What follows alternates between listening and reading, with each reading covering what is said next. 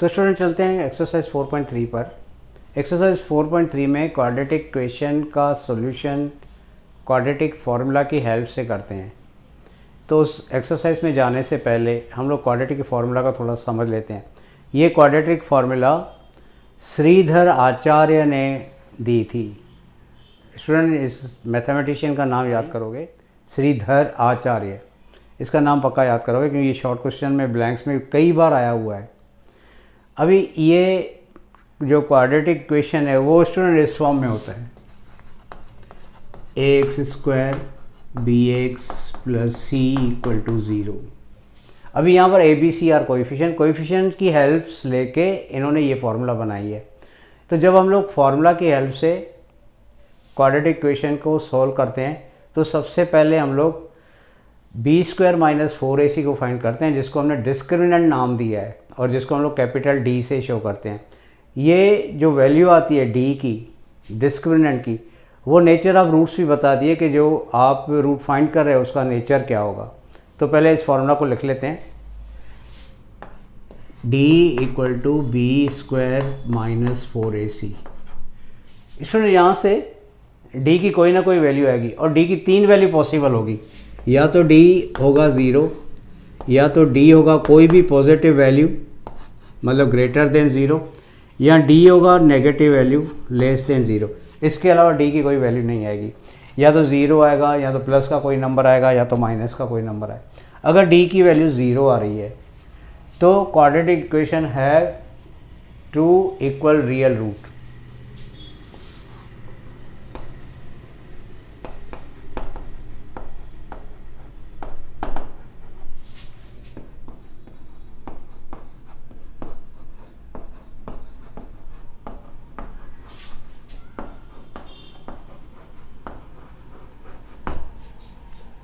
तो इसके पास 2 equal root होंगे अगर D की वैल्यू 0 आ रही है। अगर D की वैल्यू कोई भी पॉजिटिव आ रही है तो इक्वेशन है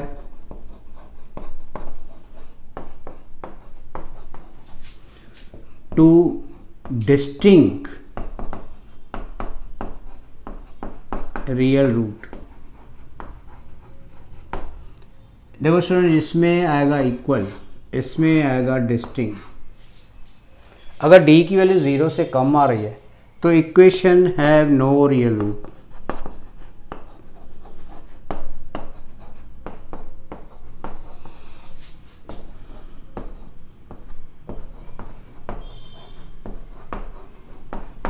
नो रियल रूट मतलब रूट तो आएंगे लेकिन वो इमेजिनरी होंगे, उसकी एग्जैक्ट वैल्यू का कुछ पता ही नहीं होगा, उसको इमेजिनरी रूट्स कहते हैं, लेकिन रियल रूट नहीं आएंगे। तो D से इसको बोलते हैं student nature of the roots. आपके पास जो रूट आ रहे हैं उसका नेचर क्या है, वो अलग हैं आ रहे हैं, वो एक जैसे आ रहे हैं कि वो रूट इसके पास रूट है ही नहीं, मतलब नो रियल रूट। तो ये तीनों बातें याद करना।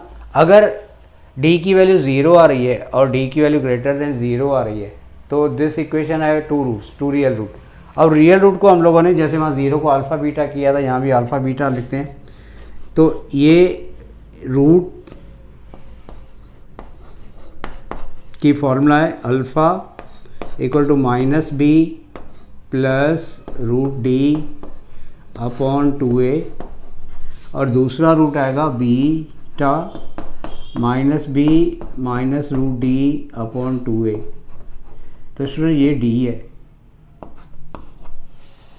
तो अगर D 0 आ रहा है या D इज़ ग्रेटर देन 0 आ रहा है तो आपने उसके रूट्स फाइंड करने हैं, और रूट फाइंड करने के एक फॉर्मूला ये है alpha -b + √d/2a, beta -b - √d/2a। इन दोनों में एक ही फ़र्क है, यहाँ पर बीच में प्लस का साइन है, यहाँ पर माइनस का साइन है। कई बार इसको हम लोग साथ में लिख लेते हैं कि रूट्स आर, कई बार x भी लिखते हैं -b + √d/2a। प्लस माइनस लिख के लास्ट में जब 2 रूट लिखने होते हैं तो एक बार प्लस लिखेंगे, एक बार माइनस लिखेंगे। तो ये समझ आने के बाद हम लोग एक्सरसाइज में चलते हैं जिसमें इसी फॉर्मूला का यूज़ है। तो exercise 4.3 question 1, find the nature of the roots of the following quadratic equation if the real root exist find them. बोला बताओ कि ये जो क्वाड्रेटिक इक्वेशन है इसके रूट का नेचर क्या है और अगर रियल रूट आ रहे हैं तो आप वो फाइंड करो। तो क्वेश्चन 1 को देख लेते हैं। 2x square minus 3x plus 5 equal to 0। तो इसमें सबसे पहले ए बी सी फाइंड करेंगे। a की वैल्यू 2, b की वैल्यू -3, c की वैल्यू 5। पहले लिखेंगे d की formula, b square minus 4ac minus 3 square 4, a की वैल्यू 2, c की वैल्यू 5, इसका आंसर आएगा 9, माइनस 4 2 जा 8, 8 5 जा 40, plus 9 minus 40 is minus 31। Student 31 minus, therefore लिखेंगे d is less than 0, therefore this equation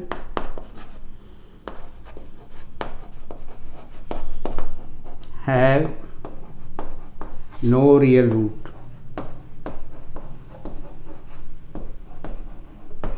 आगे नहीं जाएंगे, रूट नहीं फाइंड करेंगे। अगर d की वैल्यू माइनस आती है और ये कंडीशन में रहती है तो हम लोग आगे नहीं करेंगे, लिखेंगे दिस इक्वेशन है नो रियल रूट। तो चलते हैं क्वेश्चन फर्स्ट के सेकंड पर। तो क्वेश्चन 2 है 3x square minus 4 root 3x plus 4। तो सबसे पहले ए बी सी को लिखेंगे student. a is 3, b is minus 4 root 3, c is 4। पहले फाइंड करेंगे d नेचर के लिए, b square minus 4ac, b की value is minus 4 root 3, a 3 c 4। अब इसमें यहाँ पर समझो, यहाँ पर अटक जाते हैं बच्चे। माइनस का स्क्वायर प्लस होता है, 4 का स्क्वायर 16 होता है, रूट 3 का स्क्वायर, स्क्वायर से ये रूट कट जाएगा तो आएगा 3, माइनस 4 3 जा 12, 12 4 जा 48, ये हुआ 48 माइनस 48 आएगा 0, 0 आएगा। तो स्टूडेंट हम लोग लिखेंगे d equal to 0, therefore equation have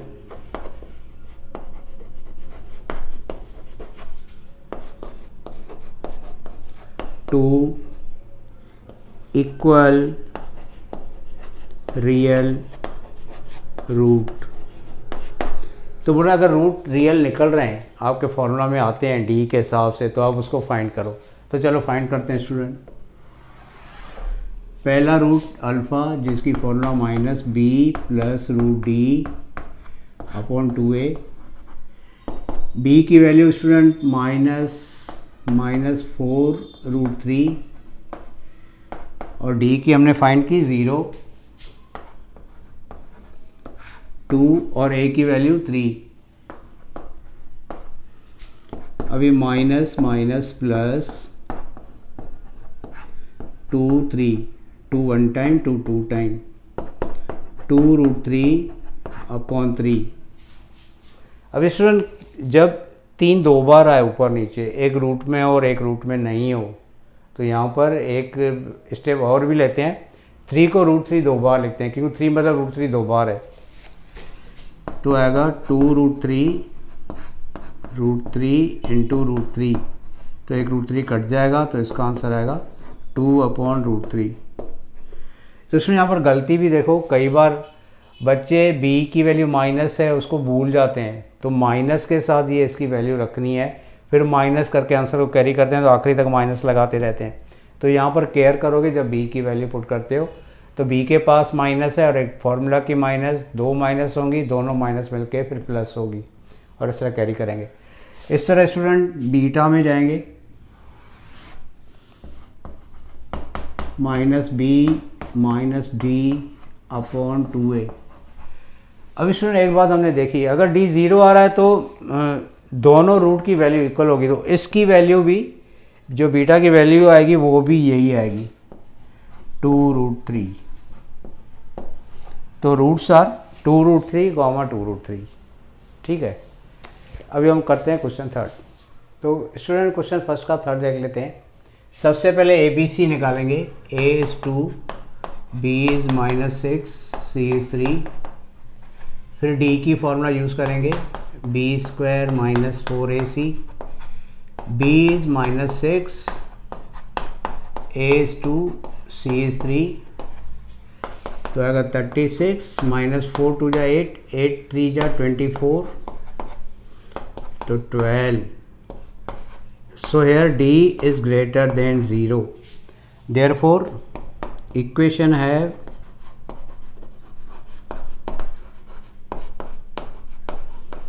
two distinct root. Student ये लिखना है आपने, क्योंकि इन्होंने बोला हुआ है कि आप रूट का नेचर बताओ, तो ये हम लोग रूट का नेचर बता रहे हैं. तो अगर d is greater than 0 then हम लोगों ने रूट फाइंड करने हैं. Alpha equal to minus b plus root d upon 2a, b की वैल्यू -6, d की वैल्यू 12 और a की वैल्यू 2.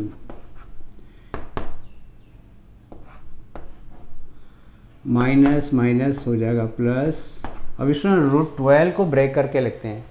9th में हम आयरॉन्स फार्मूला कर रहे थे, रूट निकाल रहे थे, रूट में बहुत सारे नंबर होते थे, तो 12 का रूट हम लोग निकालेंगे. 2 6 जा, 2 3 जा, 3 1 जा. नंबर 2 बार है तो वो एक बार बाहर आएगा, और जो नंबर 1 टाइम है वो इसके अंदर आएगा. 2 2 जा 4. अब स्टूडेंट कई बच्चे 2 की टेबल ऐसे ही लगा देते हैं, ऐसे नहीं लगाते हैं. हम लोग कॉमन निकालेंगे, कॉमन को टेबल लगाएंगे. तो 2 कॉमन, 3 प्लस रूट 3 अपॉन 4, 2 की टेबल 2 टाइम, तो 3 प्लस रूट 3 अपॉन 2. ठीक है स्टूडेंट. तो ये हुआ अल्फ़ा की वैल्यू. देन निकालेंगे बीटा की वैल्यू.